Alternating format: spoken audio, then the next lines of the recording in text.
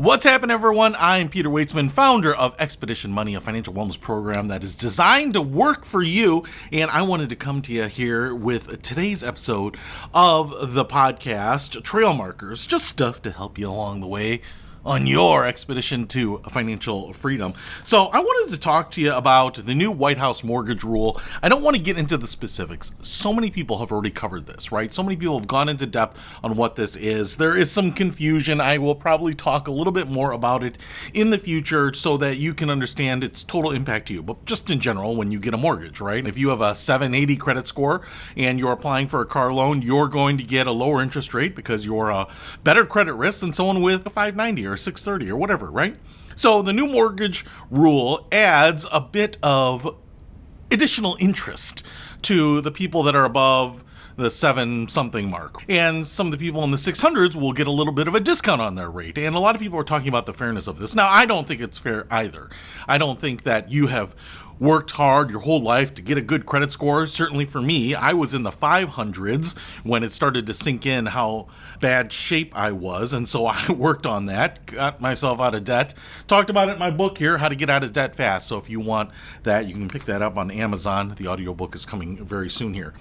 But I think the issue to me is not necessarily how much it'll impact you. If you get big loans, it can certainly impact you a lot more than, say, a small loan, right? But if you're getting something that's government-backed, it certainly will affect you. But regardless of whether it was a lot or a little, to me, I want to talk to you about why you don't want it. And I don't even want to address the people on the high end, right? The people with the good credit scores. So a lot of you here already probably have great credit scores and you're wondering, how does this affect me? And this isn't fair and I'm outraged by it. And for me, I would have to pay more if I were getting a mortgage. But I think that you should be thinking about this even if you are the recipient of the subsidy to the interest rate, right? So let's say you're 620, 630, 640, whatever it might be, where you're going to get a little bit of a discount on your interest rate. I think you should not want this. And there's a couple reasons. There's a bunch of reasons why you may say you don't want it, but you'd probably be like, why wouldn't I, Pete? Doesn't it help make it more affordable to me? One, first of all, it's not super material, right? So you could find a house that maybe is slightly smaller, 99%, 98% as good as you wanted it. But that's beside the point. Even if it were 50% discount or whatever it might be, right? The issue to me is that when the government gives you something, the government can taketh away something, right? So what's to say that they don't decide that you owe that money back, or maybe it was forgivable, cancelable debt that you owe income on, or whatever it is, right? And I'm not saying that's going to happen.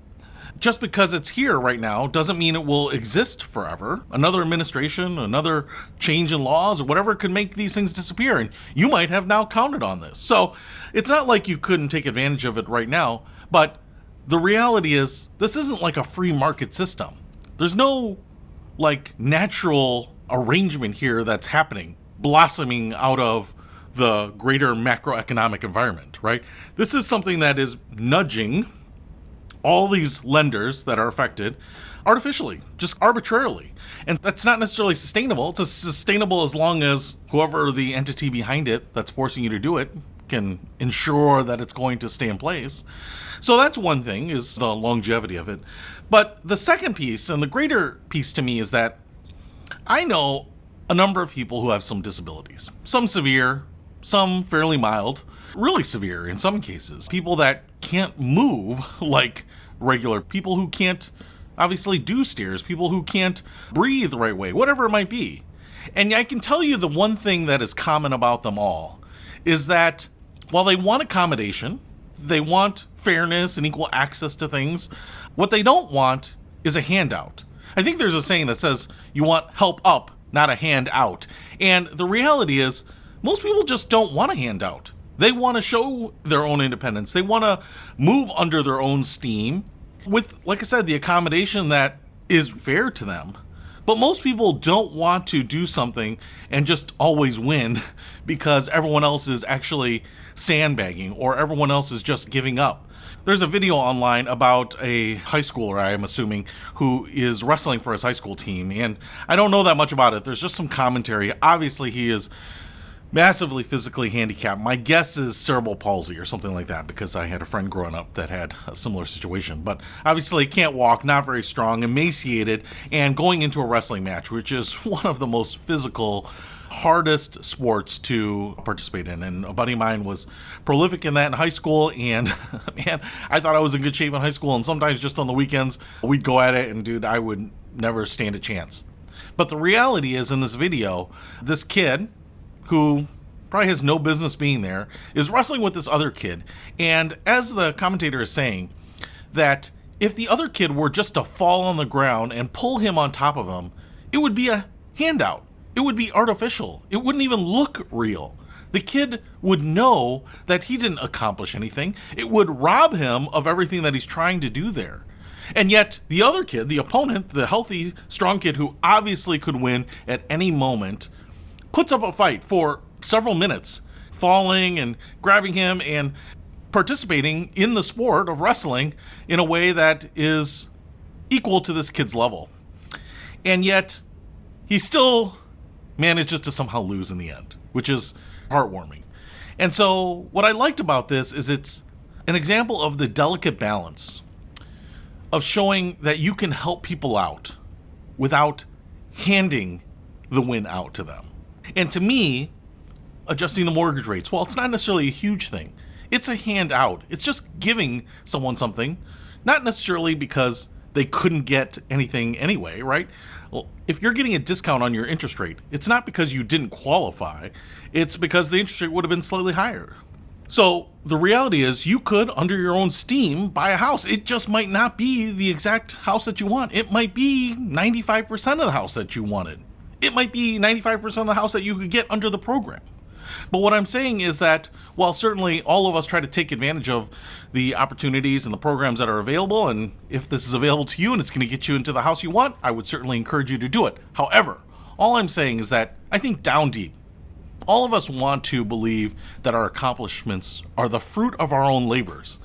And the more we give away things, even if you are the recipient of it, you are going to start being conditioned that what you have is not the result of your own inputs. It's not the result of your own ingenuity or creativity or effort or strength or passion, right?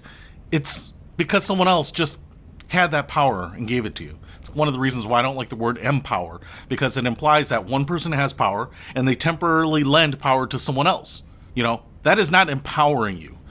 A lot of people use the word empowering. Hey, I'm going to do something, and then you are going to change and you are going to be powerful after that. That is not empowering.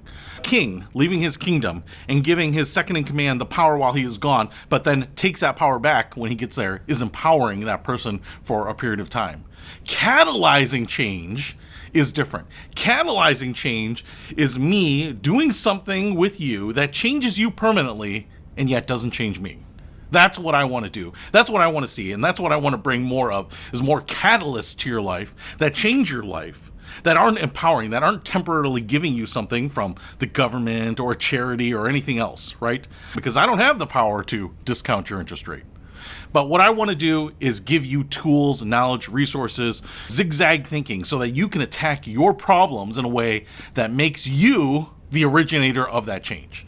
So, despite the fact that this program is, I think, in full force right now, a lot of people will cover it, I don't think, even if you are the beneficiary or the recipient of the program, or certainly the people that are on the other side of it that don't like it, but even if you are the recipient, I don't think you should want it.